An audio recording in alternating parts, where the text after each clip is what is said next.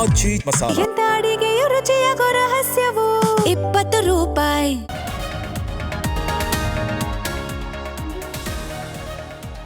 ಭಾರತಾಂಬೆಗೆ ಇನ್ನು ಜನ್ಮದಿನ.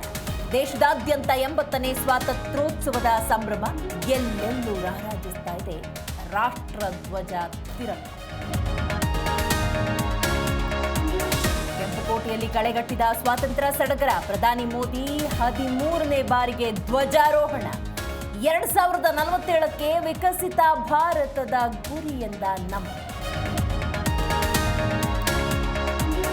ಬೆಂಗಳೂರಿನಲ್ಲಿ ಸ್ವಾತಂತ್ರ್ಯ ದಿನದ ಸಂಭ್ರಮ.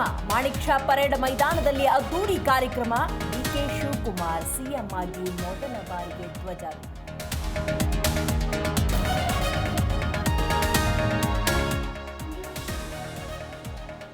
ದೇಶದ ಅಭಿವೃದ್ಧಿ ಕಡೆಗೆ ಒಟ್ಟಾಗಿ ಸಾಗೋಣ. ಪಂಚ ಗ್ಯಾರಂಟಿ ನೀಡಿ ಮಾತು ಉಳಿಸಿಕೊಂಡಿದ್ದೇವೆ. ಧ್ವಜಾರೋಹಣದ ಬಳಿಕ ಮುಖ್ಯಮಂತ್ರಿ ಡಿಕೆ ಶಿವಕುಮಾರ್ ಹೇಳಿಕೆ.